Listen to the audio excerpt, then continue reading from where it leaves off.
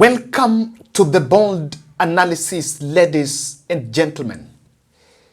Every part of the world is watching closely what is happening in Tanzania. And it is a big shame that a sitting president will call for a general election only to coronate herself as the president. And Samia Suluhu blunder is what has caused Tanzania to descend in total chaos. This Wednesday, which was supposed to be election day, turned to be a protest day. Low turnout at the polling station, election materials destroyed, with the voters turning to protesters, telling the country, rising against the president, demanding answers. They need to know more. There is something they are asking, and Tanzania is bleeding. Ladies and gentlemen, I have followed the Tanzania issue, and have been really receiving calls from a number of our subscribers, even Kenyans who are in Dar es Salaam and the rural and some parts of and rural sides of Tanzania. They are saying the situation is not looking good. And in this podcast, I'm going to demonstrate to you the behind the scenes. Let us look at what happened. How did Tanzania got here? Or not Tanzania, Suluhu. But are there some lessons that Kenya need to learn? This is your podcast. I know you've been watching through, and quite a number of you are asking, Kevin, what is your take on Tanzania? This podcast is going to be my take. And kindly support us fast so that we can finish building the house for Builded Wambo in Migori. This builded here is a single father of four who underwent a misfortune. An accident broke his spinal cord, came back home and could not walk, was crippled. The wife decided to leave to go to work and got remarried elsewhere.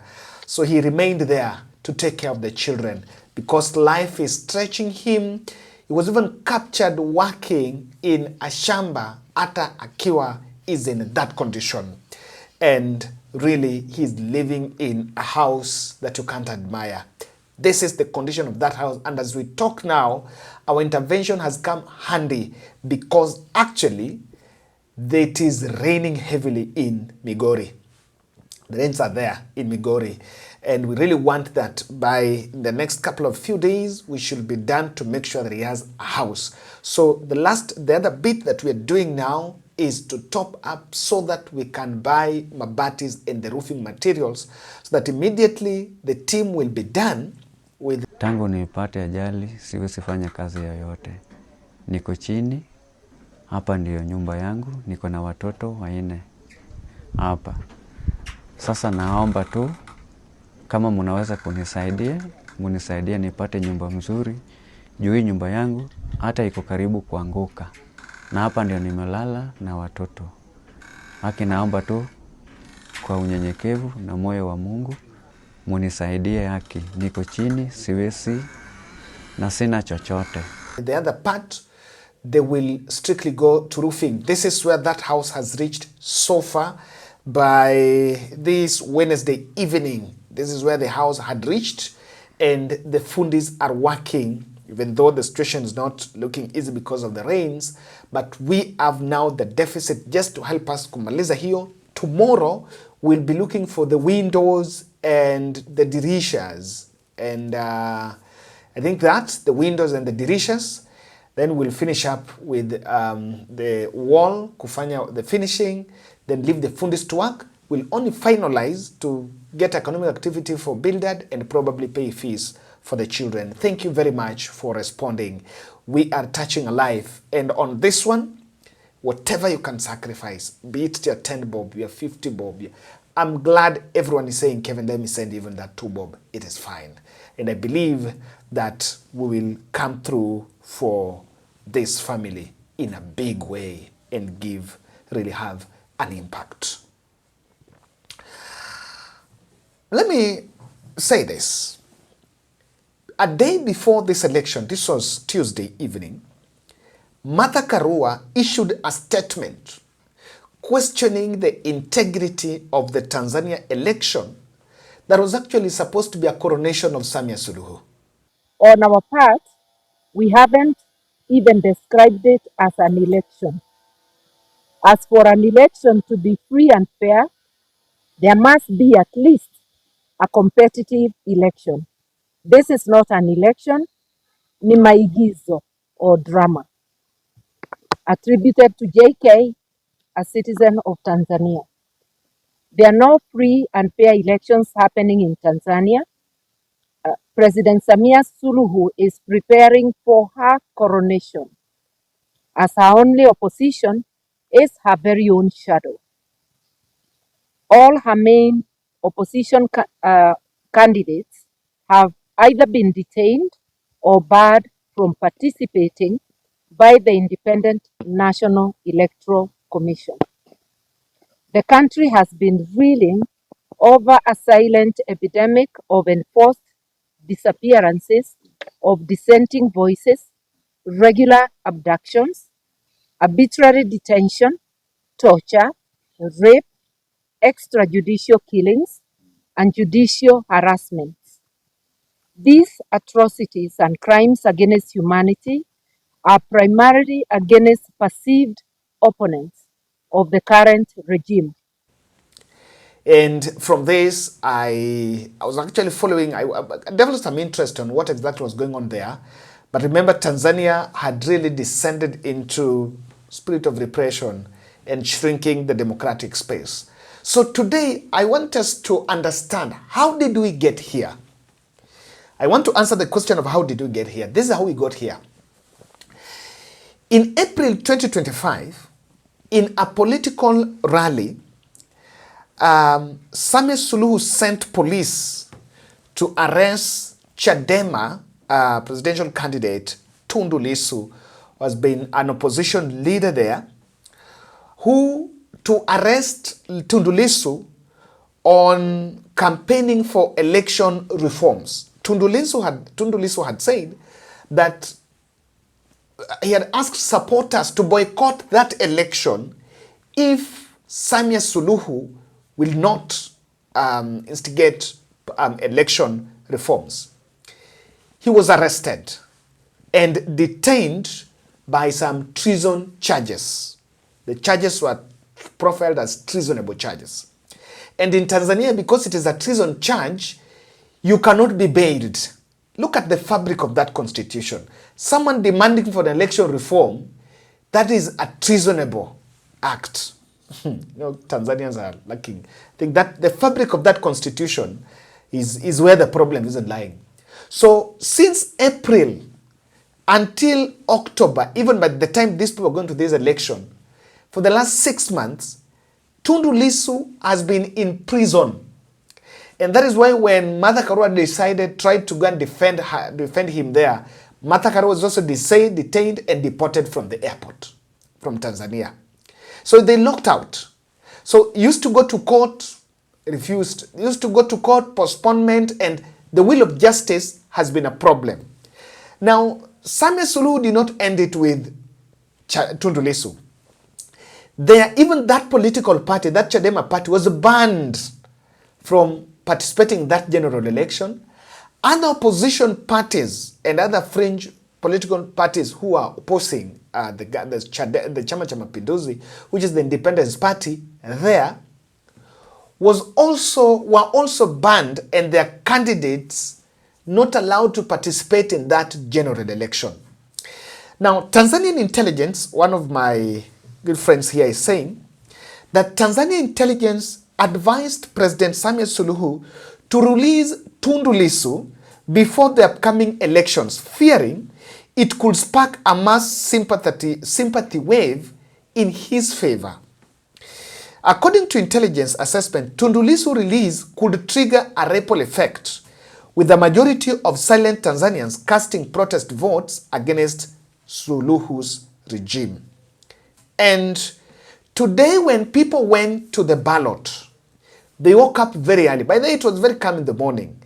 And they realized the names of their preferred candidates or the opposition candidates were not in the ballot paper. And I just ask, why did Suluhu call a general election against herself? And if you listen to this soundbite here, you'll understand their cry. They're asking questions and they're talking about democratic rights.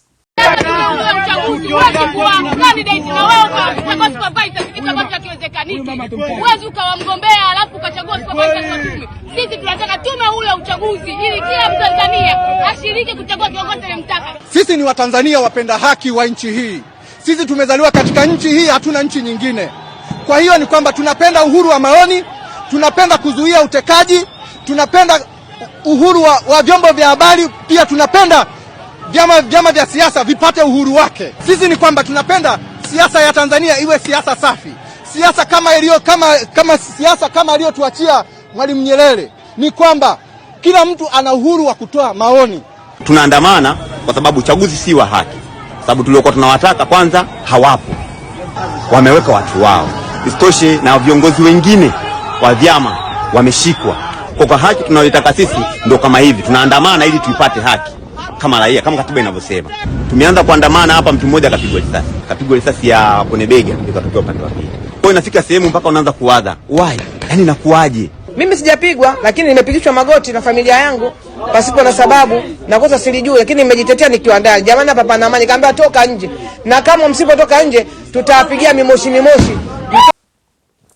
Now that is the gist of it. Remember the protest, the revolt in Tanzania is not generally based on the fact that Suluhu has not delivered. That is in the background. What is the big trigger is the democratic space that is shrinking. Tanzania government even imposed a nationwide curfew after the unrest. I want you to look at some scenes here. This is the polling station where Samia Suluhu was casting his vote. Even from this polling station, you'll understand. I want you to ordinarily compare this and a Raila Odinga in Kenya, or a President Ruto in Kenya, or an Uhuru Kenyatta, where a sitting president is going to cast his vote. The queue has less than 5 people. So that even shows you that that election was boycotted. This is where the sitting president casted her vote. People, the turnout in that election was very low because people did not see the essence. In fact, they heed the call not to participate in elections. Away from the flames, away from the smoke, I was always keen to listen to those who are chanting. And I want you to listen to this chant. This what exactly they are demanding. They have a message.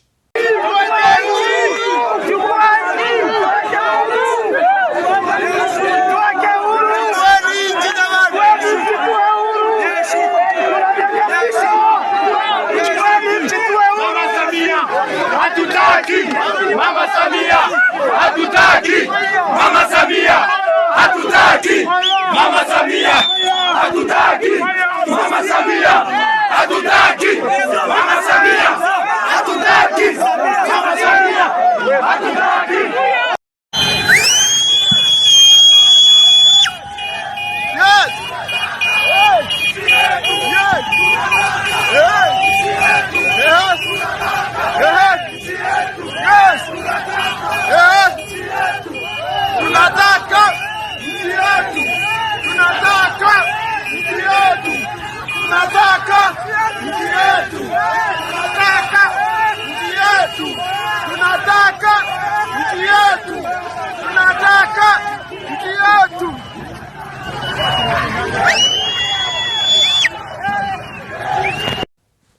And the message is deep, the message is powerful.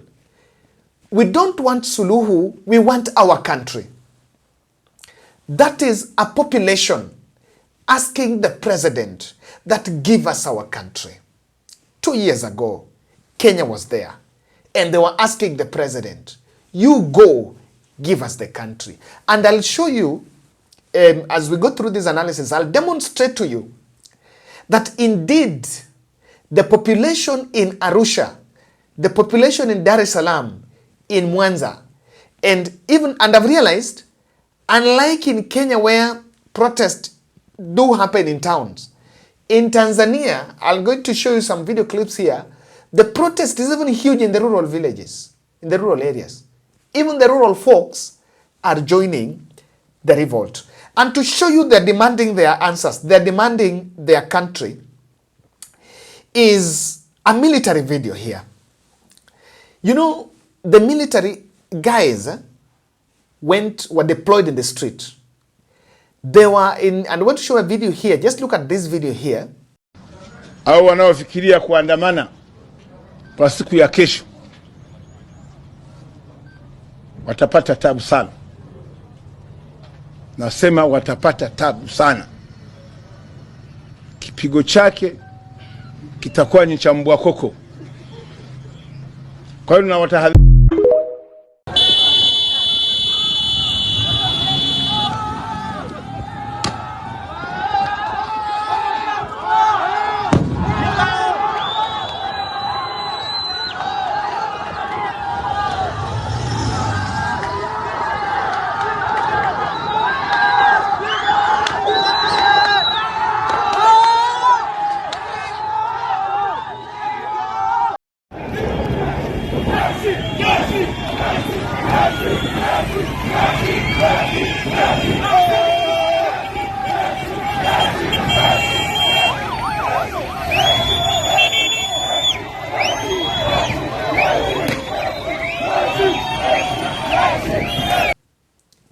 They received jeshi yetu, and then the military was actually shielding protesters from the brutal process. If you check that video, protesters wako nyuma, military wako katikati, polisi wako mbele. So they're actually on the side of the protesters. What ordinarily happen, the media practice is this. The security forces on that side, be it military or police, they're supposed to be on that other side. Protesters this side. The journalists are supposed to be on the side of the police. On this one, the military were actually shielding protesters. And this is why I'm telling you, it is demanding. They are demanding their country. Now, I also looked at, I also realized something that maybe many people did not pay attention to. The people went and they brought down, they destroyed ballot papers. They're destroying ballot papers. They are burning down the polling stations, rejecting the credibility of the said election. And they are beating up election officials who are sympathizers of that regime. That is, they didn't even want to see the ballot box. They don't want to see that ballot paper. I'm yet to see a single video of some mock counting of votes going on. Or more importantly, is how someone who is in charge of that election is going to read the results. The kind of anger that was being felt at the polling station is really a big worry. And Tanzanians in their numbers came out to say, we are demanding our answers. There was some pattern here, and there is some conformity between what is happening in Tanzania to what happened in Kenya. Even in Kenya, when the military came out, the protesters, the Gen Zs, embraced the military. They embraced the military. Even there, and that is one identity that you can point out. There was something that was happening. You know, petrol stations that were banned, some business entities that were banned, belong to the state officials. And this is a big worry. Kayad belonging to Mwigulu Nthemba, a Tanzanian economist and Chama cha Mapinduzi politician, torched by irate youth protesting a sham electoral process and dictatorship by President Samia Suluhu Hassan. Some businesses which were targeted are businesses belonging to the state apologists. And this is something, there was another one here. Hakukuru headquarters burning this evening as Tanzania youth continue with their biggest protest against sitting regime in the country. Samia Suluhu has driven the country's youth to the edge through her tyrannical actions that include silencing the opposition leaders and supporters through the arbitrary arrests, abductions, torture, and extrajudicial killings. Now, this should serve as a message. Now, you can loot, but when the people come, they will actually come for you, and they will demand. I've seen one, it is something that Kenya was even thinking of. They have banned international media, that cut off the internet, and have also issued some dawn to dusk curfew. This measure cuts off citizens from critical information. Ability to communicate during this tense period is very important, and is going to give chance for political propaganda to sink and to reign. And I think Africa, in my own observation, Africa needs to rise and speak to its presidents. Samia Suluhu took over from Magufuli, a president who was very popular and loved. Actually, Suluhu came because she's a beneficiary of the death of a sitting president. I don't understand why a sitting president in Africa cannot just face the citizens, pitch for what he has done for the people, and allow the people to decide. The overstay in power is giving latitude for the military to take over. And while we condemn military takeovers, but if Africa is not serious on itself, then this continent is going to be ruled by the military. I've seen a video of solidarity of the Gen Zs across the world. And I want to explain that what is happening in Tanzania, someone might think it is we are just neighbors. There's some red alerts. Kuna some Kiswahili word, I'm not so good in Swahili, but one that says ya mtu ikinyolewa, jirani yake nyola yako, kichwa yako tilie maji. So here, we also need to prepare, because there's something we need to capture. Looking at the Gen Z revolt in Kenya, look at Nepal, I think that it was Madagascar. Recently also Cameroon was raising its voice. The continent must understand this. And I want to explain, but remember first, to help us to jenge mzee Bildad. We are only currently at the deficit of topping up to buy the roofing materials. Tomorrow we'll be finishing up with bit of windows and the doors and all that is needed. But now, today until kesho, tunataka kumaliza the roof. Timber, mabati, msumari, and all that. And I think we are running a deficit of around 30,000 at the moment. So that hiyo tumalizane nayo, kesho tuchukue ingine. Ladies and gentlemen, I need to show you this. You need to get this. Stifling political rights has a cumulative damage on integrity of an election. This is what I understand. The Tanzanians are not raising their voices because someone has counted, tallying ballot papers, some transfer of results. No. From the word go, if today you make it impossible that your opponents cannot participate in that democratic process, that is one aspect of a rigged election. In fact, what is happening in Tanzania is a pre-rigged election. There is no election going on there. What has been clothed as an election is just a coronation of Samia Suluhu. And we should learn something we normally say here, even in this country we normally say, election is a process. From now to 2027, 2 years from now, not even less than 2 years because our election will be in August, 1 year and 10 months, we are also going to the ballot. You must instill, even if you feel like this is not right, integrity of an election is very important. Remember, an election is a transition moment. People are raising their voices now because they believe the ballot is the tool to bring the change. The moment you interfere with the ballot, you kill the people. Hapa katikati unaweza cheza, by the way. Oh, Gen Zs, you can go get a handshake there. Oh, make a rally there, make another promise. But an election is very critical because people believe that is their moment. Number 2.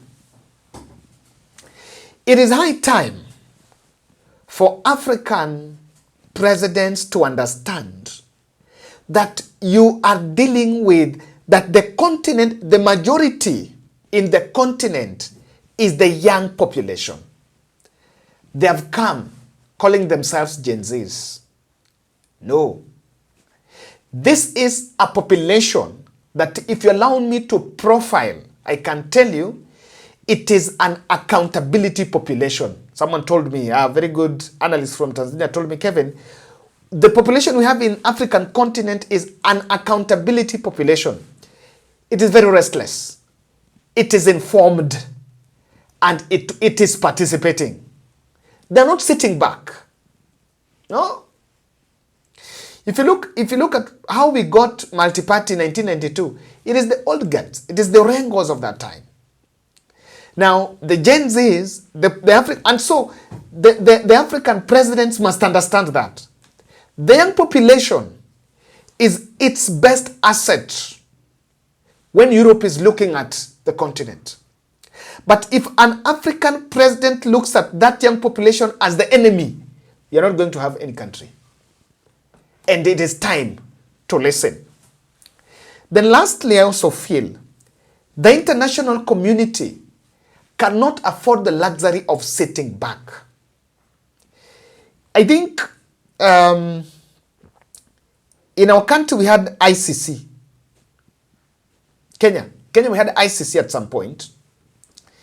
And ICC was the scarecrow. I always say that we condemned ICC because we had to serve our own interests. But the moment an African president will understand that I order people to be killed, I do this and I do that, I think the word is this: our presidents must be punishable. And the fabric of the Constitution must actually punish a sitting president even after he leaves power. Because without that, we only have two ways. And the African president must choose. You either have a free and fair election or you hand over the country to military. Two options. You either allow a transition to happen or a forced transition will happen and the country will be taken over by the military. And lastly, police cannot shield the people's power. The Tanzanian voices are so loud, and you can agree with me that police cannot control those voices. Thank you, guys, and we are praying for Tanzania. We are praying that you'll come out of this pit, endless pit. Kenya has been here, and we know what it feels for a country to go down that route. Ours, it had to take Odinga to save us. I don't think Suluhu listens to the elders of that country. I believe Jakaya Mrisho Kikwete, the late Magufuli, Julius Nyerere did not foresee the Tanzania that we are seeing in 2025. And really, we are praying that God will help you to come out of it stronger.